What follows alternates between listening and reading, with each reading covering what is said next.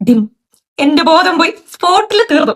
ഒരു ശല്യമില്ലാണ്ടിരിക്കല്ലേ എന്ന് ഓർത്തിട്ട് ഞാൻ അത് പിന്നെ കാര്യമാക്കിയില്ല. നമ്മുടെ രേണു ചേച്ചിന്റെ ഇഷ്യൂ കാണുന്നത്, അതായത് ഇൻസ്റ്റാഗ്രാമിൽ ഞാൻ എവിടെ തുറന്നാലും എന്റെ ഫീഡ് മൊത്തം ഇതാണ് വരുന്നത്. അറിഞ്ഞപ്പോ മുതലേ എന്റെ ഉറക്കം പോയി.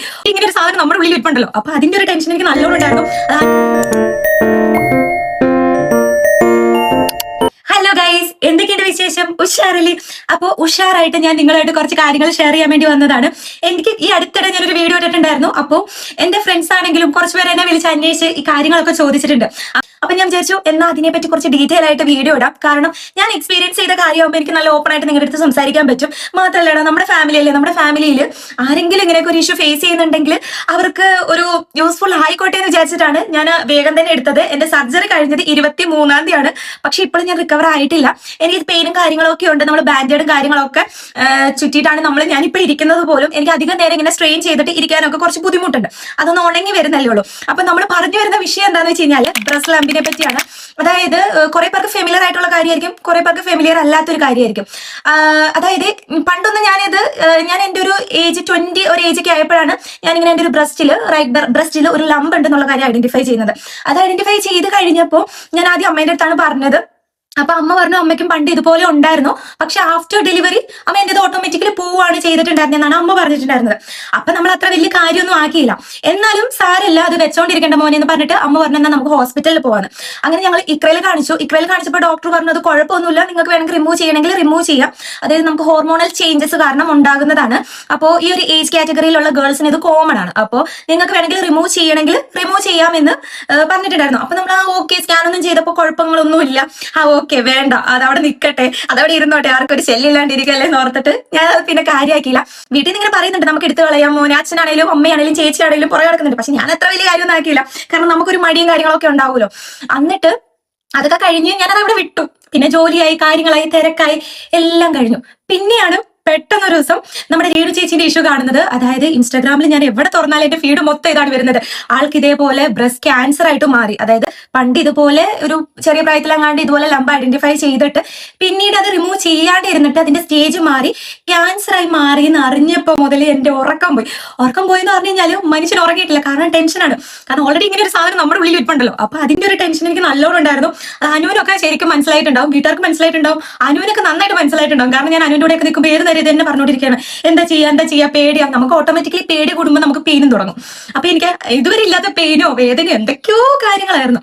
അത് കഴിഞ്ഞിട്ട് ഞാനിങ്ങനെ അനുവിനോട് ഇങ്ങനെ പറഞ്ഞു, അനു പറഞ്ഞു എന്നാൽ നമുക്ക് പോയി സ്കാൻ ചെയ്ത് നോക്കാം. അങ്ങനെ DDRCയിൽ പോയിട്ട് സ്കാൻ ചെയ്ത് കഴിഞ്ഞപ്പോൾ അതിന് ചെറിയൊരു ഗ്രോത്ത് ഉണ്ട്. പേടിക്കാനൊന്നുമില്ല. നമ്മുടെ ഈ ഹോർമോണൽ ചേഞ്ചസ് കാരണം എല്ലാവർക്കും കോമൺ ആണ്. നിങ്ങൾക്ക് റിമൂവ് ചെയ്യണമെങ്കിൽ റിമൂവ് ചെയ്യാം. അതാണ് അപ്പോഴും പറഞ്ഞത്. എന്നാലും നമുക്കിത് എടുത്ത് കളയണം, ഇതിന്റെ ഉള്ളിൽ ഇരുന്ന് കഴിഞ്ഞാൽ ഫ്യൂച്ചറിൽ വല്ല പ്രശ്നം ആയാലും അങ്ങനെ ഒരു തോട്ടൊക്കെ കൂടി പ്രാന്തായി എന്ന് പറയാലോ. പിന്നെ വീട്ടുകാർക്ക് ഒരു സമാധാനം കൊടുത്തില്ല. വീട്ടുകാർ പറഞ്ഞാൽ എന്നാ കയറിപ്പോരെ നമുക്കിത് ചെയ്യാം. അങ്ങനെ ഞങ്ങൾ ഇത് ചെയ്തത് വിംസിന്നാണ്. വിംസിൽ ഞാൻ ആദ്യം കൺസൾട്ട് ചെയ്യാനിരുന്നത് ഡോക്ടർ ഹനുമൻ താപ്പ എന്ന് പറയുന്ന ഡോക്ടറായിരുന്നു. പിന്നീട് ഡോക്ടറിന് ലീവ് ആയതുകൊണ്ട് ഞാൻ അഞ്ജലി മാമുമായിട്ട് കണക്ട് ചെയ്യുകയാണ് ചെയ്തിട്ടുണ്ടായിരുന്നത്. അഞ്ജലി മാമിനെയാണ് കാണിച്ചിട്ടുണ്ടായിരുന്നത്. മാം ഇത് കണ്ടതേ പറഞ്ഞു, ഇത് ഭയങ്കര ചെറുതാണ്, പേടിക്കാനില്ല, കുഴപ്പമില്ല, നിങ്ങൾക്ക് എടുത്ത് കളയണമെങ്കിൽ കളഞ്ഞാൽ മതി, അങ്ങനെ പേടിക്കാനുള്ള ഒരു കാര്യമില്ല. പക്ഷെ ഞാൻ പറയുന്നത് പണ്ട് ഇങ്ങനെ ആരോ പറഞ്ഞ് ഞാൻ കേട്ടിട്ടുണ്ട്, ഇത് മൂവ് ചെയ്ത് കഴിഞ്ഞാൽ പേടിക്കാനില്ല, മൂവ് ചെയ്തില്ലെങ്കിൽ പേടിക്കണം. ഇത് പണ്ടാരും ഞാൻ നോക്കുമ്പോൾ ഇത് അനങ്ങുന്നില്ല. അപ്പൊ ആകെ എനിക്ക് ടെൻഷനായി. അത് കഴിഞ്ഞിട്ട് പിന്നെ ഞാൻ മാമിനോട് പറഞ്ഞു ഇത് മൂവ് ചെയ്യണില്ല. എന്നിട്ട് മാം ചെക്ക് ചെയ്ത് കഴിഞ്ഞപ്പോൾ പറഞ്ഞു ഇത് മൂവ് ചെയ്യുന്നുണ്ട്. ആരാ പറഞ്ഞു മൂവ് ചെയ്യുന്നില്ല എന്ന് ചോദിച്ചു. അത് കഴിഞ്ഞിട്ട് പിന്നെ ഞങ്ങൾ ഒന്നും തീരുമാനിച്ചില്ല, എന്തായാലും എടുത്ത് കളയാം, അത് അവിടെ ഇരിക്കണ്ട, അങ്ങനെ ഇപ്പൊ സുഖമായിട്ട് ഇരിക്കണ്ടെന്ന് വിചാരിച്ചിട്ട് അത് എടുത്ത് കളയാന്ന് തീരുമാനിച്ചു. അത് കഴിഞ്ഞിട്ട് ഡോക്ടറുമായിട്ട് ഇങ്ങനെ സംസാരിച്ച് ഡോക്ടർ പറഞ്ഞാൽ നമുക്ക് ബയോപ്സി ചെയ്ത് നോക്കാം, എന്നിട്ട് അതായത് നമ്മളിങ്ങനെ കുത്തി പരിശോധിക്കാന്ന് പറയും, അത് ചെയ്തിട്ട് അതിന്റെ റിസൾട്ടും കൂടെ നോക്കാന്ന് പറഞ്ഞു. അങ്ങനെ വേറൊരു ദിവസം ഡേറ്റ് തന്നിട്ട് ആ ഡേറ്റിൽ പോയിട്ട് നമ്മളത് ചെക്ക് ചെയ്യാണ് ചെയ്തിട്ടുണ്ടായിരുന്നത്. അത് ചെക്ക് ചെയ്തപ്പോഴും ഒരു കുഴപ്പമില്ല, പേടിക്കാനില്ല എന്നാണ് പറഞ്ഞത്. അപ്പൊ ഞാൻ പറഞ്ഞു എന്താണെങ്കിലും എടുത്ത് കളയാം, ഇനി അത് ഇവിടെ വെക്കണ്ട. വീട്ടുകാരാണെങ്കിലും എല്ലാവരും, ചേട്ടനാണെങ്കിലും എല്ലാവരും പറഞ്ഞു എടുത്ത് കളയാം. അത് കഴിഞ്ഞിട്ട് പിന്നെ നമ്മൾ അങ്ങനെ ഒരു ഡേറ്റ് ഫിക്സ് ചെയ്തു. അപ്പൊ എന്റെ അടുത്ത് പറഞ്ഞത് 21-ാം തീയതി, അതായത് ഈ മാസം തന്നെ 21-ാം തീയതി അഡ്മിറ്റ് ആവണം. 21-ാം തീയതി നമ്മൾ ഇൻഷുറൻസിലാണ് ചെയ്തിട്ടുണ്ടായിരുന്നത്. നമുക്ക് നമ്മുടെ കയ്യിൽ നിന്ന് എക്സ്ട്രാ പൈസയോ കാര്യങ്ങളോ ഒന്നും വേണ്ട വന്നില്ല. അപ്പൊ 21-ാം തീയതി അഡ്മിറ്റ് ആയിട്ട് 23-ാം തീയതിയാണ് സർജറി ഡേറ്റ് പറഞ്ഞേക്കുന്നത്. അങ്ങനെ ഞങ്ങൾ 21-ാം തീയതി ഹോസ്പിറ്റലിൽ, ഞാൻ ഒരുമാതിരി എന്തോ കല്യാണത്തിനൊക്കെ പോകുന്ന പോലെ റെഡി ആയിട്ടാണ് ഹോസ്പിറ്റലിൽ പോയത്. എനിക്ക് അപ്പോഴും എനിക്കൊരു ഇതില്ല, ഞാൻ ഇവിടെ സർജറിക്കാണ് പോകുന്നത് എന്നുള്ളൊരു തോട്ടൊന്നും എനിക്കില്ല. ഞാൻ അങ്ങനെ റെഡി ആയിട്ട് ഹോസ്പിറ്റലിൽ ചില്ലടിക്കാൻ വേണ്ടിയിട്ട് പോയി നമ്മൾ ഇൻഷുറൻസിന്റെ കാര്യങ്ങളൊക്കെ ശരിയാക്കി നമുക്കൊരു വേർഡ് കിട്ടിയിട്ടുണ്ടായിരുന്നു. അവിടെ പോയി കിടന്നപ്പോഴാണ് ഈ ഒരു സംഭവം എനിക്ക് മാത്രമല്ല ആ വാർഡിൽ കിടന്ന എല്ലാ പെൺപിള്ളേർക്കും ഇതുപോലെ മുഴയുണ്ടെന്നുള്ള കാര്യം മനസ്സിലായത്. കാരണം എന്താന്ന് വെച്ച് കഴിഞ്ഞാല് അവരും എന്നെക്കാൾ ഏജ് കൂടുതലുള്ളവരുണ്ട്, എന്നെക്കാൾ ഏജ് കുറവുള്ളവരുണ്ട്. അവരൊക്കെ ഇങ്ങനെ സർജറി ചെയ്തിട്ട് എന്റെ ചുറ്റും കിടക്കാണ്. ഇനി എന്റെ അടുത്ത ഓപ്ഷൻ എനിക്കാണ്, ഞാനാണ് അടുത്ത് ചെയ്യേണ്ടത്. അപ്പൊ ഞാൻ നോക്കുമ്പോൾ ഇവരെല്ലാം ഇത് കഴിഞ്ഞ് എല്ലാവരും വേദനയും കാര്യങ്ങളൊക്കെ ആയിട്ട് അവർക്ക് എണീക്കാൻ പോലും പറ്റാണ്ട് കിടക്കുന്നതാണ് ഞാൻ അവിടെ പോയി അഡ്മിറ്റ് ആവുന്ന ദിവസം ഞാൻ കണ്ടത്. പോയില്ലേ കിളി അവിടെ പോയി. അപ്പോഴാണ് എനിക്ക് ഇതിന്റെ ഒരു സംഭവം മനസ്സിലായത്. എനിക്ക് ടെൻഷൻ എന്ന് പറഞ്ഞു കഴിഞ്ഞാല് എന്റെ പൊന്നോ എന്റെ അമ്മയ്ക്കൊന്നും ഒരു സമാധാനം ഞാൻ കൊടുത്തിട്ടില്ല. അമ്മ പേടിയാവുന്നു പറഞ്ഞ് ഭയങ്കര ടെൻഷനായി. പിന്നെ ഡോക്ടർമാരാണെങ്കിലും ഇടയ്ക്കിടയ്ക്ക് വന്ന് ചെക്ക് ചെയ്യലും കാര്യങ്ങളൊക്കെ ഉണ്ടായിരുന്നു. അപ്പോഴൊക്കെ പറഞ്ഞു ചെറുതാണ് പേടിക്കണ്ട എന്നൊക്കെ പറഞ്ഞു. നമ്മുടെ ചുറ്റും ഈ ആൾക്കാർ ഇങ്ങനെ വേദന സഹിക്കുന്ന കാണുമ്പോൾ നമുക്കൊരു ടെൻഷൻ ഉണ്ടാവുമല്ലോ. ആ ഒരു ടെൻഷനായിരുന്നു എനിക്ക് തീരുന്നോടെ വരെ. അങ്ങനെ 2 ദിവസം ഞാൻ അവിടെ എങ്ങനെ തള്ളി നിൽക്കുന്നു. ശരിക്കും പറഞ്ഞാൽ സർജറി കഴിഞ്ഞവർക്കായിരിക്കും വിശപ്പൊന്നും ഇല്ലാത്തത്. ഇതേ നേരെ തിരിച്ചായിരുന്നു. സർജറിക്ക് മുന്നേ എനിക്ക് ഒന്നും കഴിക്കാൻ പറ്റുന്നില്ല. ഞാൻ അപ്പോഴേ രോഗിയായ പോലെയാണ് എനിക്ക് ഫീൽ ചെയ്തിട്ടുണ്ടായിരുന്നത്. അത് കഴിഞ്ഞ് പിന്നെ ഇതെല്ലാം കഴിഞ്ഞ് 23-ാം തീയതി എന്റെ അടുത്ത്, അതായത് തലേന്ന് ഡോക്ടർ വന്ന് പറഞ്ഞു നമ്മൾ 10 മണി വരെ ഭക്ഷണം കഴിക്കാൻ പാടുള്ളൂ, 10 മണിക്ക് ശേഷം ഒന്നും കഴിക്കരുത്, 12 മണി വരെ വെള്ളം വേണമെങ്കിൽ കുടിച്ചാൽ 12 മണിക്ക് ശേഷം ഒരു വെള്ളം പോലും കുടിക്കരുത്. പിന്നെ രാവിലെ ആണെങ്കിൽ റെഡി ആയിട്ട്, അതായത് ഒരു 7:15 ആകുമ്പോഴേക്കും റെഡിയായി നമ്മുടെ ഡ്രസ്സൊക്കെ മാറി അവർ തരുന്നൊരു ഡ്രസ്സ് ഉണ്ട് അതും ഇട്ട് ഹെയർ ഒക്കെ പിന്നി കെട്ടി നമ്മൾ റെഡി ആയിട്ട് കുളിച്ച് അവരൊരു ലോഷൻ തന്നിട്ടുണ്ടായിരുന്നു, അതിൽ കുളിച്ചിട്ട് നമ്മൾ അവിടെ വെയിറ്റ് ചെയ്തിരിക്കണം എന്ന് അവർ പറഞ്ഞു. അങ്ങനെ ഞാന് അന്നത്തെ ദിവസം നമുക്ക് പിന്നെ ഉറക്കം ഉണ്ടാവില്ലല്ലോ, ഒന്നാമത് ഈ ടെൻഷനാണ്, നാളെ എന്റെ അവസരമാണ്. അത് മാത്രമല്ല ഇവിടെ പറഞ്ഞു ആദ്യത്തെ കേസ് എന്റെയാണ്. തീർന്നില്ല, ആദ്യത്തെ കേസ് അതിന്റെയാന്ന് പറഞ്ഞപ്പോഴത്തേക്ക് എന്റെ കിളി മൊത്തം പോയി. അത് കഴിഞ്ഞിട്ട് ഞാൻ നോക്കുമ്പോൾ രാവിലെ എഴുന്നേറ്റ്, അമ്മയൊന്നും ഉറങ്ങിയിട്ടില്ല അന്നത്തെ ദിവസം, അമ്മ ഉറങ്ങിയിട്ടില്ല, അത് വേറെ കാര്യം. അത് കഴിഞ്ഞിട്ട് രാവിലെ എഴുന്നേറ്റ് കുളിച്ച് ഡ്രസ്സൊക്കെ മാറി സെറ്റായിട്ട് റെഡി ആയിട്ടിരിക്കുകയാണ് പോകാൻ വേണ്ടിട്ട് റെഡി ആയിട്ട് ഇങ്ങനെ വീൽ ചെയറിലോ മറ്റേ കടത്തിക്കൊണ്ട് പോകില്ലേ, അതിലിങ്ങനെ പോകാൻ വേണ്ടിട്ട് റെഡി ആയിട്ട് രാവിലെ ഇരിക്കുകയാണ്. അപ്പത്തേക്ക് സിസ്റ്റർമാര് വരുന്നു, വണ്ടിയല്ല മറ്റേ തള്ളുന്ന സാധനമില്ലേ അത് വരുന്നു. വന്നിട്ട് എന്നെ കിടത്തിയൊക്കെ കൊണ്ടുപോകുന്നത് നമ്മളെ ഒരുമാതിരി. എനിക്കാണെങ്കിൽ എല്ലാവരും നമ്മളെ തന്നെ ഇങ്ങനെ നോക്കും. ആദ്യത്തെ കേസ് ഞാനും ആയിപ്പോയി, എല്ലാവരും നമ്മളെ നോക്കുകയും ചെയ്യുന്നുണ്ട്. അങ്ങനെയൊക്കെ കണ്ടപ്പോൾ ആകെ എനിക്ക് ഒരുമാതിരി ചമ്മലാണോ നാണാണോ എന്തോ ഒരുമാതിരി പെണ്ണ് കാണാൻ പോയ പോലെയായിരുന്നു. അത് കഴിഞ്ഞിട്ട് രാവിലെ അങ്ങനെ അവര് കുറേ ഇതിലേക്ക് കൊണ്ടേ നമ്മളെ അനസ്തേഷ്യ റൂമിലേക്കാണ് കൊണ്ടുപോകുന്നത്. ഈ അനസ്തേഷ്യ റൂമിൽ പോകുമ്പോൾ ഞാൻ വിചാരിച്ചു ഞാൻ മാത്രമേ ഉണ്ടാവുള്ളൂ, ആദ്യത്തെ കേസ് ഞാനാണല്ലോ, അപ്പൊ ഞാൻ മാത്രമേ ഉണ്ടാവുള്ളൂ എന്നാണ് വിചാരിച്ചത്. പക്ഷെ അല്ല, 3-4 പേരുണ്ടായിരുന്നു. ഞങ്ങളിങ്ങനെ അങ്ങോട്ടും ഇങ്ങോട്ടും തിരിഞ്ഞ് ഇങ്ങനെ കിടക്കുവാണല്ലോ, കിടക്കുമ്പോൾ അപ്പുറം ഇപ്പുറമൊക്കെ എന്റെ ആൾക്കാരുണ്ട്. ഞാൻ ഇങ്ങനെയൊക്കെ നോക്കാം. എന്റെ ഇടയ്ക്ക് സിസ്റ്റർമാർ വന്നിട്ട് ഒരു ട്രിപ്പ് ഇട്ടിട്ടുണ്ടായിരുന്നു. അത് കഴിഞ്ഞിട്ട് ആ ട്രിപ്പ് ഏകദേശം തീരാനായപ്പോഴേക്കും സിസ്റ്റർ വന്ന് നമുക്ക് പോകാം, ഓപ്പറേഷൻ തിയേറ്ററിലേക്ക് പോകാന്ന് പറഞ്ഞു. സിസ്റ്റർ ആണെങ്കിലും നല്ല സപ്പോർട്ടായിരുന്നു കേട്ടോ. എന്നിട്ട് ഓപ്പറേഷൻ തിയേറ്ററിലേക്ക് പോയി. ഞാൻ ഈ സിനിമയിലൊക്കെ കണ്ടിട്ടുണ്ട്, നമ്മളിങ്ങനെ കിടക്കുമ്പോൾ നമ്മുടെ മോളിൽ കൂടെ ഇങ്ങനെ കുറെ ലൈറ്റ് ഒക്കെ ഇങ്ങനെ പലതരം ലൈറ്റ് ഒക്കെ കത്തി നിൽക്കുന്നത് കണ്ടിട്ടുണ്ട്. നല്ലാണ്ട് നേരിട്ട് എന്റെ ലൈഫിൽ ഇതുവരെ ഞാൻ എക്സ്പീരിയൻസ് ചെയ്തിട്ടില്ല. എന്താണെങ്കിലും കൊള്ളായിരുന്നു. അങ്ങനെ നമ്മളെ അങ്ങനെ കൊണ്ടുപോയി അവിടെ ഇങ്ങനെ കിടത്തി അവിടെ വേറൊരു ബെഡിലേക്ക് മാറ്റിയിട്ട് ഡോക്ടർ വന്നിട്ടുണ്ടായിരുന്നു. അഞ്ജലി ഡോക്ടർ അല്ല, വേറൊരു ഡോക്ടറും പിന്നെ കുറച്ച് ഡോക്ടേഴ്സ് അവിടെ നിൽപ്പുണ്ടായിരുന്നു, നേഴ്സുമാരുണ്ടായിരുന്നു. അപ്പൊ ഡോക്ടർ പറഞ്ഞു പേടിയുണ്ടോന്ന് ചോദിച്ചു. ഞാൻ പറഞ്ഞു കുഴപ്പമില്ല, നമുക്ക് പേടിയുണ്ടെങ്കിൽ നമ്മൾ കാണിക്കാൻ പാടില്ല, അതാണ് മെയിൻ. അപ്പൊ ഞാൻ പറഞ്ഞു കുഴപ്പമില്ല എന്ന് പറഞ്ഞു. അത് കഴിഞ്ഞിട്ട് ഡോക്ടർ പറഞ്ഞു നമ്മളൊരു ഇഞ്ചക്ഷൻ എടുക്കും, അത് എടുത്തു കഴിഞ്ഞ് കഴിഞ്ഞാല് പിന്നെ അഹലി ഒന്നും അറിയില്ല, കിടന്ന് ഉറങ്ങിപ്പോക്കോളും, പിന്നെ എല്ലാം കഴിഞ്ഞിട്ടായിരിക്കും കണ്ണു തുറക്കാന്ന്. ഞാൻ വിചാരിച്ചു എനിക്കാണെങ്കിൽ ഉറക്കമൊന്നും വരുന്നില്ല, ഇത് ഉറക്കം വരുമോ, എനിക്ക് ഓർമ്മ ഉണ്ടാവോ, ഞാൻ ഇതിന്റെ പെയിൻ അറിയോ, അങ്ങനെയൊക്കെ ഒരു ടെൻഷൻ. അതിന്റെ ഉള്ളിൽ കൂടെ അങ്ങനെ ഒരു ടെൻഷൻ അടിക്കാനുള്ള ഒരു ഓവർ തിങ്കിങ്ങില് ആ ഒരു സംഭവം വന്നു. അത് കഴിഞ്ഞിട്ട് പേടിക്കണ്ടെന്നൊക്കെ പറഞ്ഞ് ആ ഒരു ഇഞ്ചക്ഷൻ കയറ്റുന്ന സമയത്ത് നമ്മൾ പെയിൻ അറിയും. ആ പെയിൻ എന്ന് പറഞ്ഞാൽ നമ്മുടെ വെയിനിൽ കൂടി ഇത് കയറി പോകുന്നത് നമുക്ക് അറിയാൻ പറ്റും. ഒരു ചെറിയൊരു കട്ടുകടച്ചിൽ പോലെ ഇങ്ങനെ ഒരു ഇതുണ്ടാവുന്ന ഡോക്ടർ പറഞ്ഞിട്ടുണ്ടായിരുന്നു ഓൾറെഡി. അങ്ങനെ അത് കയറ്റുന്നത് ഞാൻ അറിഞ്ഞു, കയറിയതിന്റെ ഞരമ്പിൽ കൂടെ കയറുന്ന അറിഞ്ഞു. സ്പോട്ടില് എന്റെ ബോധം പോയി, സ്പോട്ടിൽ തീർന്നു. അതായത് പിന്നെ ഞാൻ ഒരു സാധനം ഞാൻ അറിഞ്ഞിട്ടില്ല. അവരെന്താ ചെയ്തേന്നോ എന്തൊക്കെയാണ് അവിടെ നടന്നേന്നോ ഒരു കാര്യം ഞാൻ അറിഞ്ഞിട്ടില്ല. എന്റെ പൊന്നെ, പിന്നെ ഞാൻ കണ്ണു തുറക്കുന്നത് വീട്ടിൽ നിന്ന് പറഞ്ഞപ്പോ ഒരു 11-12 മണിയായി കണ്ണു തുറന്നപ്പോഴാണ് പറഞ്ഞത്. ചേച്ചിക്കാണെങ്കിൽ അമ്മ ഒറ്റയ്ക്കായിരുന്ന സമയത്ത് വീട്ടിൽ നിന്ന് അച്ഛനും അമ്മയും അമ്മ അവിടെ ഒറ്റയ്ക്കായിരുന്നു, അച്ഛനും ചേച്ചിയും ചേട്ടനും കൂടെ വരുന്നുള്ളൂ. 7:15 എത്തണം. നമ്മളിവിടെ പുൽപ്പള്ളി മേപ്പാടിയാണ് വിംസ് കിടക്കുന്നത്, അവിടേക്ക് എത്തണം. അപ്പോൾ അവരെത്തുമ്പോഴേക്കും എന്റെ അമ്മയാണെങ്കിൽ അവിടെ ടെൻഷൻ അടിച്ച് എന്റെ കയ്യിൽ നിന്ന് ഒരു ചോര വന്ന് എന്റെ അമ്മ അവിടെ കരയാൻ തുടങ്ങും. അങ്ങനത്തെ ഒരു ക്യാരക്ടറാണ്. അപ്പൊ ടെൻഷൻ അടിച്ച് എന്റെ അമ്മ അവിടെ കിടന്ന് ആദ്യം കയറുകയാണ്, ഒറ്റക്കല്ലേ ഇരിക്കണം. അപ്പോഴേക്കും പിന്നെ ചേച്ചിയും അച്ഛനും ചേട്ടനും എല്ലാവരും എത്തിയിട്ടുണ്ടായിരുന്നു. അതിന് ചേച്ചി നോക്കുമ്പോൾ അനിയത്തിന് ഇത്ര നേരമായിട്ട് കാണുന്നില്ല, കുറെ നേരം കേട്ടിട്ട്. അപ്പൊ ചേച്ചിക്ക് ടെൻഷനായി. ചേച്ചി കൊച്ചിനെ കാണുന്നില്ല എന്ന് പറഞ്ഞിട്ട് ചേച്ചി അവിടെ കുറച്ച് സീനായിരുന്നു. അത് കഴിഞ്ഞിട്ട് പിന്നെ ചേച്ചി ചെന്ന് ചോദിച്ചപ്പോൾ പറഞ്ഞു സർജറി എല്ലാം കഴിഞ്ഞു, ആളിപ്പോ റിക്കവറി റൂമിൽ കിടത്തിയേക്കാണ്, ആള് കണ്ണു തുറക്കുമ്പോൾ നമ്മള് റൂമിലേക്ക് മാറ്റും, അങ്ങനെയാണ് പറഞ്ഞിട്ടുണ്ടായത്. അത് കഴിഞ്ഞ് പിന്നെ ഞാൻ കണ്ണു തുറക്കുമ്പോൾ ശരിക്കും ഉണ്ടല്ലോടാ, കുറെ നാള് കൂടിയിട്ട് ഉറങ്ങാണ്ടിരുന്നിട്ട് നല്ലോണം കിടന്നുറങ്ങിയ ഒരു സുഖമാണ് എനിക്ക് കിട്ടിയത്. കാരണം എവിടെ എന്താ സംഭവിച്ചത്, അതായത് ഭൂമി ഇടിഞ്ഞു വീണാൽ പോലും ഞാൻ അറിയില്ല എന്ന് പറയില്ല, ആ ഒരു സംഭവമായിരുന്നു. ഞാൻ ഒന്നും അറിഞ്ഞിട്ടില്ല. അത് കഴിഞ്ഞിട്ട് പിന്നെ ചേച്ചി അത് കഴിഞ്ഞിട്ട് എന്നെ ഇങ്ങനെ കൊണ്ടുപോവാ, ഇങ്ങനെ കിടത്തിക്കൊണ്ടാണ് എന്നെ കൊണ്ടുപോകുന്നത്. അതിന് കിടത്തിക്കൊണ്ടുപോകുമ്പോൾ എനിക്ക് ബോധമൊന്നുമില്ല, കണ്ണൊക്കെ ഒരുമാതിരി കൃങ്ങി, അല്ലെ തന്നെ കണ്ണിന് കാഴ്ചയില്ല, കണ്ണ് കുറച്ച് കാണത്തില്ല. അതിന്റെ ഇടയ്ക്ക് ഇതും കൂടി ആകുമ്പോൾ മര്യാദക്കിട്ട് കാണുന്നില്ല, എന്താ സംഭവം എന്ന് മനസ്സിലാവില്ല. നോക്കുമ്പോൾ ചേച്ചിയുടെ കരച്ചിൽ മാത്രം കേൾക്കട്ടെ. ചേച്ചിക്കാണെങ്കിൽ എന്നെ ഇങ്ങനെ കാണുന്നതോ എനിക്ക് എന്തെങ്കിലും ഒരു മുറിവ് പറ്റുന്നോ പുള്ളിക്കാരിക്ക് ഇഷ്ടമില്ല, കാരണം പുള്ളിക്കാരിക്ക് സഹിക്കൂല. അപ്പൊ ഞാന് കരയുവാ, ചേച്ചി ഭയങ്കര കരച്ചില്, ചേട്ടനെ കെട്ടിപ്പിടിച്ചാണ് ചേച്ചി കരച്ചോണ്ടിരുന്നത്.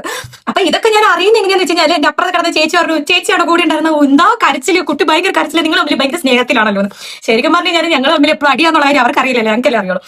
അങ്ങനെ റൂമിലേക്ക് മാറ്റി. അമ്മയ്ക്കാണെങ്കിലും ഭയങ്കര വിഷമം, എനിക്കാണെങ്കിലും ഞാൻ ഈ കണ്ണ് തുറന്ന് എനിക്കൊരു ചെറിയ ഇത് വന്നപ്പോൾ എനിക്ക് അച്ഛനെ കാണണം, എനിക്ക് അച്ഛനെ കാണാണ്ടിരിക്കാൻ പറ്റുന്നില്ല. എനിക്ക് ഞാൻ ഇവരൊക്കെ ഒരു മിന്നായം പോലെ അറിയുന്നുണ്ടെങ്കിൽ എനിക്ക് എന്റെ അച്ഛനെ കാണണം, എന്റെ അച്ഛനെ കാണണം എന്ന് പറഞ്ഞിട്ടാണ് ഞാൻ അവിടെ അച്ഛനെവിടെ എന്ന് പറഞ്ഞുകൊണ്ടാണ് ഞാൻ തപ്പിക്കൊണ്ടിരുന്നത്. അത് കഴിഞ്ഞ് അച്ഛൻ വന്ന് അച്ഛന്റെ കൈയൊക്കെ തന്ന് ഞാൻ എന്റെ അടുത്ത് കുറച്ച് നേരം ഇരുന്നപ്പോഴാണ് ഞാൻ ബാക്ക് ടു നോർമൽ, അതായത് ശരിക്കും എന്തോ ഒരു സംഭവം കഴിഞ്ഞ് ഞാൻ എത്തിയ ഒരു ഫീൽ എനിക്ക് കിട്ടിയത്. അത് കഴിഞ്ഞിട്ട് ഡോക്ടർ പറഞ്ഞു പിന്നെ അങ്ങോട്ട് വിശപ്പെന്ന് പറഞ്ഞു കഴിഞ്ഞാല് നിങ്ങൾ പറഞ്ഞാൽ വിശ്വസിക്കുമെന്നറിയില്ല, ചായ കുടിക്കാൻ വരും. എനിക്ക് കൊതി എന്ന് പറഞ്ഞു കഴിഞ്ഞാല് ചായയോട് വരെ ഇത്ര കൊതി തോന്നിയത് എന്റെ ലൈഫിൽ ആദ്യമായിട്ടാണ്. അതായത് എനിക്കൊരു ചായ കിട്ടിയാൽ മതി, അത്രയ്ക്ക് വിശപ്പ് എന്ന് പറഞ്ഞാൽ ഭയങ്കര വിശപ്പ്. അപ്പോഴാണ് ഡോക്ടർ നേഴ്സൊക്കെ വന്ന് പറയുന്നത് 4:45 വെള്ളം പോലും കൊടുക്കരുതെന്ന്. നമ്മുടെ ഒരു മാനസികാവസ്ഥ ആലോചിച്ച് നോക്കിയാൽ നമ്മൾ എന്തൊക്കെയോ ഒരു ട്രിപ്പൊക്കെ പോയി കഴിഞ്ഞ് വന്നെന്നുള്ള വിചാരത്തിൽ ഇരിക്കുമ്പോൾ ചായ പോലും കൊടുക്കരുതെന്ന് പറയുമ്പോൾ ഒരു വിഷമം, ചായ ഇല്ല വെള്ളം. അത് കഴിഞ്ഞിട്ട് പിന്നെ 4:45 വരെ അച്ഛനൊരു സമാധാനം ഉണ്ടായില്ല. അച്ഛനാണെങ്കിൽ സമയത്രേ ഓ ഇനി എപ്പോ ഇത്ര നേരം കൂടി ഉണ്ടല്ലോ. അച്ഛനാണ് മൊത്തം ആദ്യം കാണിച്ചോണ്ട്. അമ്മയ്ക്ക് വിഷമമുണ്ട്, അമ്മ വേറെ അവിടെ വിഷമിച്ച അമ്മ വേറെ എന്തോ അമ്മമാരല്ലേ, നമുക്ക് പറയാൻ പറ്റില്ല. അവരെങ്ങനെ ഭയങ്കര വിഷമം സഹിച്ച അമ്മ നിൽക്കാണ്, കാരണം അവർക്കും ഒന്നും കഴിക്കാൻ തോന്നില്ല. ഞാനിങ്ങനെ നിൽക്കുമ്പോൾ അവർക്കും ഒന്നും കഴിക്കാൻ തോന്നില്ല. അച്ഛനാണെങ്കിൽ വെള്ളം കൊടുക്കാനായോ എന്ന് ആലോചിച്ച് അച്ഛൻ എങ്ങനെ ഇരിക്കാം. അത് കഴിഞ്ഞിട്ട് ഞാൻ അവരോട് പറഞ്ഞു പോയി കഴിച്ചോ, കാരണം എനിക്ക് ഓൾറെഡി ട്രിപ്പ് ഇടുന്നുണ്ട്, ഇതിന്റെ ഇടയിൽ കൂടെ ട്രിപ്പിൽ നടക്കുന്നുണ്ട്, ആന്റിബയോട്ടിക് കയറ്റുന്നുണ്ട്. അപ്പൊ ഇതൊക്കെ അതിന്റെ ഇടയിൽ കൂടെ ഭംഗി നടക്കുന്നുണ്ട്, എന്റെ ശരീരത്തിലേക്ക് എത്തേണ്ടതൊക്കെ എത്തുന്നുണ്ട്, വായിക്കൂടെ ടേസ്റ്റ് ചെയ്യുന്നില്ലാന്നേ ഉള്ളൂ. പക്ഷെ ഇവരൊന്നും കഴിക്കുന്നില്ല, ഇവരാകെ ഡൗൺ ആയി പോലെ. അപ്പൊ ഞാൻ ഇവരോട് പോയി ഭക്ഷണം കഴിക്കാനൊക്കെ പറഞ്ഞ് നിർബന്ധിച്ച് അങ്ങനെ കഴിക്കാനൊക്കെ വിട്ടു. അത് കഴിഞ്ഞ് പിന്നെ ഒരു 4:45 കുറച്ച് വെള്ളം കുടിച്ചപ്പോഴാണ് എനിക്ക് അതിന്റെ വേദന മനസ്സിലായത്. അതായത് എന്റെ ബ്രസ്റ്റിലാണ് ചെയ്തതെങ്കിലും എനിക്ക് വേദന മൊത്തം എന്റെ തൊണ്ടയ്ക്കായിരുന്നു. തൊണ്ടയ്ക്ക് പെയിൻ എന്ന് പറഞ്ഞു കഴിഞ്ഞാൽ നമ്മൾ ആ ഓക്സിജന്റെ മാസ്ക് ഇട്ട് കഴിഞ്ഞ് കഴിഞ്ഞാൽ ഡോക്ടർ പറയും മൂക്കി കൂടെ ശ്വാസം വലിക്കരുത്, വായിക്കൂടെ വേണം ശ്വസിക്കാൻ വേണ്ടിയിട്ട്. അങ്ങനെ ശ്വാസം എടുത്തതാന്ന് തോന്നുന്നു. എനിക്ക് ഭയങ്കര ത്രോട്ട് പെയിൻ ആയിരുന്നു, ഭയങ്കര തൊണ്ടവേദന എന്ന് പറഞ്ഞു കഴിഞ്ഞാൽ എന്റെ പൊന്നെ ഇതുപോലത്തെ തൊണ്ടവേദന ഞാൻ ഇതിനു മുമ്പ് ഫേസ് ചെയ്തിട്ടില്ല. അപ്പൊ അതുപോലത്തെ തൊണ്ടവേദനയായിരുന്നു. അതൊക്കെ കഴിഞ്ഞ് പക്ഷെ എനിക്ക് സർജറി ചെയ്തതിന്റെ പെയിനോ അങ്ങനത്തെ കാര്യങ്ങളൊന്നും എനിക്ക് ഉണ്ടായില്ല. ആകെ എനിക്ക് വേദന എന്ന് പറഞ്ഞത് ഈ തൊണ്ടവേദനയായിരുന്നു. ആദ്യമായിട്ടായിരിക്കില്ലേ സർജറി കഴിഞ്ഞിട്ട് തൊണ്ടവേദന എടുക്കുന്ന ആളെ കാണുന്നത്. അത് കഴിഞ്ഞിട്ട് പിന്നെ വെള്ളം കുറച്ച് ഒരു നേരമായപ്പോഴേക്കും കുറച്ച് വെള്ളം കുടിച്ചു. പിന്നെ ഒരു 4:45 പിന്നെ ഒരു 5:30 ആയപ്പോൾ കുറച്ചുകൂടി വെള്ളം കുടിച്ചു. അപ്പോൾ ഡോക്ടറിന് വോമിറ്റ് ചെയ്യുന്നില്ല എന്നുണ്ടെങ്കിൽ കുറച്ച് കഞ്ഞിവെള്ളം കൊടുക്കുക, പിന്നെ കഞ്ഞിയായിട്ട് കൊടുക്കാൻ പറഞ്ഞു. അങ്ങനെ പിന്നെ കഞ്ഞിവെള്ളം തന്നു, കഞ്ഞി കുറച്ച് കുടിച്ചു. പിന്നെ കഞ്ഞി കുടിച്ചിട്ട് ഈ പൊടിയരി കഞ്ഞിയാണ്, ഇതാണ് എനിക്ക് ഒട്ടും ഇഷ്ടമില്ല. എനിക്കാണെങ്കിൽ നല്ല ചോറും നല്ല മീൻകറി നല്ല എന്തെങ്കിലുമൊക്കെ ഒരു തോരനും പപ്പടം അച്ചാറൊക്കെ കൂട്ടി കുഴച്ച് തിന്നാനാണ് എനിക്ക് തോന്നിയിട്ടുണ്ടായിരുന്നു. പക്ഷെ പൊടിയരിക്കഞ്ഞി അത് അതിൽ കോമഡി ആയിരുന്നു. എന്നിട്ട് പൊടിയരിക്കഞ്ഞി കുടിച്ച് ഒന്ന് ഉറങ്ങി വന്നപ്പോഴത്തേക്കും വിശക്കാൻ തുടങ്ങി, ഭയങ്കര വിശക്കാൻ. അപ്പൊ ഇവരൊക്കെ ഇങ്ങനെ അവശതയായിട്ട് കിടക്കുവാണ്. എന്റെ ചുറ്റുമുള്ളവരൊക്കെ ഭയങ്കര പെയിനായിട്ട് കിടക്കുക. ഞാൻ നോക്കുമ്പോൾ എനിക്ക് പെയിനും ഇല്ല, ഒന്നുമില്ല. അത് കഴിഞ്ഞിട്ട് ഞാൻ പിന്നെ സിസ്റ്ററിന്റെ അടുത്ത് ചോദിച്ചു, സിസ്റ്റർ ബണ്ണും ചായയും കുടിക്കാൻ പറ്റും? മറ്റേ സിനിമയിൽ പറയുന്നല്ലോ ബണ്ണും ചാറ്, മറ്റേ സിനിമയിൽ പറയുന്നല്ലോ ബണ്ണും ചാറ് കഴിക്കുന്നു പറയുന്ന പോലെയാണ് ഈ ബണ്ണും ചായയും കുടിക്കാൻ പറ്റുമെന്ന് ഞാൻ ചോദിച്ചിട്ടുണ്ടായിരുന്നു. അത് കഴിഞ്ഞിട്ട് പിന്നെ ബണ്ണും ചായയും കുടിച്ചോ, കുഴപ്പമില്ല, വോമിറ്റ് ഒന്നും ചെയ്തില്ലല്ലോ, അതുകൊണ്ട് കുടിച്ചോന്ന് പറഞ്ഞു. എന്നിട്ട് 12 മണി 10 11 മണിയൊക്കെ ആയപ്പോഴേക്കും ഞാൻ കുറച്ച് അമ്മ മേടിച്ച ബണ്ണുണ്ടായിരുന്നു, ആ ബണ്ണും കട്ടൻ കാപ്പി കൂടി ഞാൻ മുക്കി കഴിച്ചു. എന്റെ പൊന്നുമക്കള് ഞാൻ പറയാണ്, ആ ഒരു ഇത് കഴിച്ചപ്പോ കിട്ടിയ ഒരു ടേസ്റ്റ് ഉണ്ടല്ലോ, നമ്മൾ മന്തി വരെ മാറിയേക്കും. കാരണം മന്തി അഡിക്റ്റായി ഞാൻ ഒരു ബണ്ണിനും കാപ്പിക്ക് ഇത്ര ടേസ്റ്റ് തോന്നിയ ഒരു നിമിഷം എന്റെ ലൈഫിൽ വേറെ ഉണ്ടായിട്ടില്ല. കാരണം എന്താ ടേസ്റ്റ്. അതൊക്കെ കഴിഞ്ഞ് പിന്നെ രാത്രി ആയപ്പോഴത്തേക്കും നമുക്ക് ടാബ്ലറ്റ് വന്നിട്ടുണ്ട്, രാത്രി കഴിക്കാൻ വേണ്ടിയിട്ടൊക്കെ തന്നിട്ടുണ്ട്. അപ്പൊ നഴ്സുമാരാണ് ഇടയ്ക്കിടയ്ക്ക് വന്ന് ചെക്ക് ചെയ്തുകൊണ്ടിരിക്കുന്നത്. സർവീസ് എന്ന് പറഞ്ഞു കഴിഞ്ഞാൽ വിംസിലെ സർവീസ് ഞാൻ എന്റെ എക്സ്പീരിയൻസിൽ നിന്ന് പറയാണ്, അടിപൊളിയാണ്, ഒരു രക്ഷയില്ല. നിങ്ങൾക്ക് ധൈര്യമായിട്ട് നിങ്ങൾക്ക് അങ്ങനെ എന്തെങ്കിലും ഇഷ്യൂസ് നിങ്ങൾ ലൈഫിൽ ഫേസ് ചെയ്യുന്നുണ്ടെങ്കിൽ, നിങ്ങൾക്ക് പേടിയുണ്ടെങ്കിൽ നിങ്ങൾക്ക് നല്ലൊരു ഹോസ്പിറ്റലാണ്. കാരണം എന്റെ അനുഭവം കൊണ്ടാണ് ഞാൻ പറയുന്നത്. അത് കഴിഞ്ഞ് പിറ്റേ ദിവസം ആകുമ്പോഴും ഞാൻ രാവിലെ വെളുപ്പിനൊക്കെ എനിക്ക് ട്രിപ്പ് ഇടുന്നുണ്ട്, ഇത് തീരുന്നതിനനുസരിച്ച് ട്രിപ്പ് ഇടുന്നുണ്ട്. എല്ലാം നല്ല അടിപൊളിയായിട്ട് പിന്നെ കഴിഞ്ഞു. പിന്നെ പെയിൻ എന്ന് പറഞ്ഞു കഴിഞ്ഞാൽ ഞാൻ പിന്നെ പെയിൻ അറിഞ്ഞത്, എനിക്ക് വേറെ പെയിനോ കാര്യങ്ങളോ ഒന്നുമില്ല. നമ്മുടെ ഈ ബ്രസ്റ്റിൽ അവിടെ നമുക്ക് ഇങ്ങനെ ബാൻഡേഡ് കൊട്ടിച്ചിട്ട് ഇങ്ങനെ വെച്ചോണ്ടാന്ന് തോന്നുന്നു ഞാൻ പെയിൻ അറിഞ്ഞിട്ടില്ല. പിന്നെ പെയിൻ അറിഞ്ഞത് എങ്ങനെയാന്ന് വെച്ച് കഴിഞ്ഞാൽ നമ്മൾ അവിടുന്ന് ഡിസ്ചാർജ് ആയ ശേഷം നമ്മൾ ഇവിടെ ഏതെങ്കിലും ഒരു ലോക്കൽ ഹോസ്പിറ്റലിൽ വന്നിട്ട് ഡോക്ടറെ കാണിച്ച് വൗണ്ട് ഇൻസ്പെക്ഷൻ നടത്തണം എന്ന് പറഞ്ഞിട്ടുണ്ടായിരുന്നു. അങ്ങനെ വൗണ്ട് ഇൻസ്പെക്ഷൻ നടത്താൻ നമ്മുടെ നാട്ടിലുള്ള ഡോക്ടറിന്റെ അടുത്താണ് വന്നിട്ടുണ്ടായിരുന്നത്. അപ്പൊ ഡോക്ടറിന്റെ അടുത്ത് ചെന്നപ്പോൾ ഡോക്ടർ ബാൻഡേഡ് മാറ്റിയപ്പോൾ നമ്മുടെ സ്കിന്നിൽ നിന്ന് ഈ സാധനം 3-4 ദിവസമായിട്ട് ഇരിക്കുമല്ലേ, അപ്പൊ അത് വലിച്ചപ്പോൾ എനിക്കൊരു ചെറിയ പെയിൻ ഉണ്ടായിരുന്നു. അത് കഴിഞ്ഞിട്ട് അവിടുത്തെ നേഴ്സാണെങ്കിലും ചേച്ചിയാണെങ്കിലും നല്ലോണം അത് നനച്ചിട്ടാണ് വലിച്ചിട്ടുണ്ടായിരുന്നത്. അതുകൊണ്ട് എനിക്ക് അത്ര കുഴപ്പമുണ്ടായില്ല. ഡോക്ടർ ആണെങ്കിൽ ആ മുറിവില് സർജറി ചെയ്ത് കൊടുത്ത് ഇങ്ങനെ ഞെക്കി നോക്കുന്നുണ്ട്, പഴുപ്പ് വരുന്നുണ്ടോന്ന്. കാരണം പഴുക്കാൻ പാടില്ല, പെട്ടെന്ന് ഇൻഫെക്ഷൻ ആവുന്ന ഏരിയ അല്ലേ. അപ്പൊ പഴുപ്പ് വരുന്നുണ്ടോ എന്ന് നോക്കിയപ്പോഴാണ് എന്റെ ജീവൻ പോയത്. ഞാൻ സർജറിക്ക് പോലും അത്ര കണ്ടിട്ടുണ്ടായില്ല. അങ്ങനെ അപ്പൊ ഒരു ചെറിയൊരു പെയിൻ ഉണ്ടാവും. ബയോപ്സി ചെയ്തവർക്ക് അനുഭവം ഉണ്ടെങ്കിൽ അത്ര പെയിനൊന്നുമില്ല, അതിന്റെ കുറച്ചേ ഉള്ളൂ. എന്നാലും നമുക്ക് ആ ഒരു ചെറിയൊരു പെയിൻ ഉണ്ട്. അപ്പോഴാണ് എനിക്ക് പെയിൻ എടുത്തത്. പിന്നെ എനിക്ക് കുഴപ്പമൊന്നുമില്ല, നോർമലാണ്. സാധാരണ എന്റെ ലൈഫിൽ എങ്ങനെയാണോ പോകുന്നത് അങ്ങനെയാണ്. എനിക്ക് അധികം പെയിൻ ഒന്നുമില്ല. പക്ഷെ എനിക്ക് രണ്ട് ബ്രസ്റ്റിലും ചെയ്തുകൊണ്ട് എനിക്ക് അങ്ങോട്ടും ഇങ്ങോട്ടും തിരിഞ്ഞ് നടക്കാൻ പറ്റില്ല. ഒരുമാതിരി നേരെ ഇങ്ങനെ അട്ടിയിട്ട് വെച്ച പോലെയാണ് എനിക്ക് കിടക്കാൻ പറ്റുക. പിന്നെ എന്റെ ഏക സഹായം എന്ന് പറഞ്ഞു കഴിഞ്ഞാല് ഇവനാണ്. കാരണം ഇതുള്ളത് കൊണ്ട് എനിക്ക് കിടക്കാൻ വലിയ ബുദ്ധിമുട്ടൊന്നുമില്ല. ഞാൻ ഇതങ്ങ് ചാരി വെച്ചിട്ട് അങ്ങ് അതിന്റെ മുകളിലാണ് കിടക്കുന്നത്. അതുകൊണ്ട് പുറം വേദന, ഇടയ്ക്ക് പുറം വേദന ഉണ്ട്. എനിക്ക് തിരിയാനും അറിയാനും പറ്റില്ല. അതേപോലെ സ്ട്രെയിൻ ചെയ്ത് കുറെ നേരം എനിക്ക് ഇരിക്കാൻ പറ്റില്ല. അപ്പൊ എന്റെ അടുത്ത് പറഞ്ഞിരിക്കുന്ന ഫ്രൈഡേ സ്റ്റിച്ച് അയക്കാൻ ചെല്ലാനാണ്. പിന്നെ അത് കഴിഞ്ഞിട്ട് 2 ബ്ലഡ് ടെസ്റ്റ് പറഞ്ഞിട്ടുണ്ട്. അതോടെ ചെക്ക് ചെയ്തിട്ട് ഡോക്ടറെ കാണിക്കാൻ വേണ്ടിയിട്ട് പറഞ്ഞിട്ടുണ്ട്. അപ്പൊ ഇതാണ് ശരിക്കും എനിക്ക് ബ്രസ്റ്റിൽ ഒരു സർജറി ചെയ്തതിന്റെ എക്സ്പീരിയൻസ് എന്ന് പറഞ്ഞു കഴിഞ്ഞാല്. പിന്നെ ഇതുപോലെ കുറെ പേര് ഇങ്ങനെ ഫേസ് ചെയ്തിട്ട് ഇരിക്കുന്നുണ്ട്. അതായത് ആരോടും പറയാണ്ട് ഒരു നാണക്കേട് വിചാരിച്ചിട്ട് ഇരിക്കുന്ന കുറെ പേരുണ്ട്. അപ്പൊ അവർക്കൊക്കെ ഒരു യൂസ്ഫുൾ ആകട്ടെ എന്ന് വിചാരിച്ചിട്ടാണ് ഞാൻ ഈ ഒരു വീഡിയോ ഇടാൻ. ആദ്യം എനിക്ക് ഭയങ്കര മടിയായിരുന്നു. കാരണം ഇതെങ്ങനെ പുറത്ത് പറയാം, ഭയങ്കര നാണക്കേടായിട്ടുള്ള കാര്യമാണല്ലോ, അങ്ങനെയൊക്കെയുള്ള ഒരു സംഭവം എനിക്ക് ഉണ്ടായിരുന്നു. പിന്നെയാണ് ഇതുപോലെ ഫേസ് ചെയ്യുന്ന ഒരുപാട് പേര് പേടിച്ചിട്ട് പറയാണ്ടിരിക്കുന്ന ഒരുപാട് ആൾക്കാരുണ്ടാവും. അപ്പൊ അവർക്കൊക്കെ ഇതൊരു യൂസ്ഫുൾ ആയിക്കോട്ടെ, അവരും ഇങ്ങനെ പറയാണ്ടിരിക്കുന്നുണ്ടെങ്കിൽ ചെയ്തോട്ടെ. പെയിൻ ഒന്നുമില്ലടാ, പേടിക്കാനും ഇല്ല, ടെൻഷൻ അടിക്കാനും ഇല്ല, ഒന്നുമില്ല. ഇനി എന്തെങ്കിലും ഉണ്ടെങ്കിൽ, അതായത് എന്റെ അടുത്ത് ഡോക്ടർ പറഞ്ഞിരിക്കുന്നത് ഇതെങ്ങനെ ചെക്ക് ചെയ്യുന്നതെന്ന് വെച്ചാൽ, നമ്മൾ കുളിക്കുമ്പോഴോ എപ്പോഴെങ്കിലും നമ്മുടെ കൈയൊക്കെ പൊക്കാൻ പറ്റില്ല, കൈ ഇങ്ങനെ പൊക്കിയിട്ട് നമ്മളിങ്ങനെ തപ്പി നോക്കുക. തപ്പി നോക്കുമ്പോൾ എന്തെങ്കിലും നമ്മൾ അവിടെ ഒരു തടിപ്പോ മുഴയോ കാണുന്നുണ്ടെന്നുണ്ടെങ്കിൽ ചെന്നൊന്ന് ചെക്ക് ചെയ്ത് നോക്കുക. കുഴപ്പമില്ല എന്ന് പറഞ്ഞാൽ കുഴപ്പമില്ല. അത് നമ്മുടെ ഹോർമോണൽ ചേഞ്ചസ് കാരണം ഇപ്പൊ ഞാൻ അവിടെ അഡ്മിറ്റ് ആയ സമയത്ത് 13 വയസ്സുള്ള കുട്ടി വരെ ഉണ്ടായിരുന്നു. എല്ലാവർക്കും കോമൺ ആണ്. ഇപ്പത്തെ ഈ ഏജ് കാറ്റഗറിയിൽ നമ്മുടെ ഫുഡിന്റെയും കാര്യങ്ങളുടെയും ഒക്കെ പ്രശ്നങ്ങളായിരിക്കാം. എല്ലാവർക്കും കോമൺ ആണ്, പേടിക്കേണ്ട ഒന്നുമില്ല. അപ്പൊ നമ്മൾ ചെക്ക് ചെയ്ത് കഴിഞ്ഞാൽ നമുക്കൊരു സമാധാനം കിട്ടുമല്ലോ. അപ്പോ ഇത്രയാണ് എന്റെ ഒരു അനുഭവം. നിങ്ങൾക്ക് ഇതൊക്കെ എത്രത്തോളം യൂസ്ഫുൾ ആകും എന്നൊന്നും എനിക്ക് അറിയത്തില്ല. പക്ഷേ ഇങ്ങനെ എന്തെങ്കിലും ഉണ്ടെങ്കിൽ ഒരു ടെൻഷനോ പേടിയോ ഒന്നും ഇല്ലാണ്ട് നമ്മൾ നമ്മുടെ അടുത്തുള്ള ഡോക്ടറെ ആരെങ്കിലും ഒന്ന് പോയി കാണിച്ച് അതൊന്ന് നോക്കി വെച്ചേക്കുക. കാരണം പിന്നീട് നമുക്ക് ഫ്യൂച്ചറിൽ ഇത് അന്ന് ഞാൻ കണ്ടിട്ട് അത് എടുത്തില്ല എന്നുള്ളൊരു റിഗ്രറ്റ് ഒരിക്കലും ഉണ്ടാവരുത്. അപ്പോൾ എല്ലാവരും അങ്ങനെ എന്തെങ്കിലും ഉണ്ടെങ്കിൽ ഒന്ന് ചെക്ക് ചെയ്ത് നോക്കുക. അത് മാത്രമല്ല, കുളിക്കുമ്പോഴാണെങ്കിലും നമ്മൾ അങ്ങനത്തെ കാര്യങ്ങളൊക്കെ ഒന്ന് ചെക്ക് ചെയ്യുന്നത് നല്ലതാണ്. അപ്പൊ ഇന്നത്തെ വീഡിയോ എത്രേ ഉള്ളൂ. എന്തെങ്കിലും സംശയങ്ങളോ കാര്യങ്ങളോ ഉള്ളവർ ആരെങ്കിലും ഉണ്ടെങ്കിൽ എനിക്ക് കമന്റ് ചെയ്താൽ മതി. അല്ലെങ്കിൽ എന്റെ മെയിൽ ID ഉണ്ട്, കോൺടാക്ട് ചെയ്ത് കഴിഞ്ഞാൽ ഞാൻ ഡീറ്റെയിൽ ആയിട്ട് എല്ലാം പറഞ്ഞുതരാം. അപ്പൊ എന്താണ്, ഏത് ഹോസ്പിറ്റലാണ്, എത്രയാണ് റേറ്റ് വന്നേക്കുന്നത്, എങ്ങനെയാണ് ഇൻഷുറൻസിൽ ചെയ്തത്, അങ്ങനത്തെ എന്തെങ്കിലുമൊക്കെ ഡൗട്ട് അവിടെ ചെന്ന് എന്തൊക്കെ ചെയ്യണം, അങ്ങനെ എന്തൊക്കെ സംശയങ്ങളുണ്ടോ അതൊക്കെ എന്നോട് ചോദിക്കാം. അപ്പൊ ഇന്നത്തെ വീഡിയോ ഇത്രേ ഉള്ളൂ. അപ്പോ എന്തെങ്കിലും കൺസേണോ കാര്യങ്ങളോ ഉള്ളവർക്കുണ്ടെങ്കിൽ കമന്റോ മെസ്സേജ് എന്താണെന്ന് വെച്ചാൽ അയക്കാം കേട്ടോ. അപ്പൊ അടുത്തൊരു വീഡിയോ ആയിട്ട് കാണുന്നത് ബൈ ബൈ, സീ യു.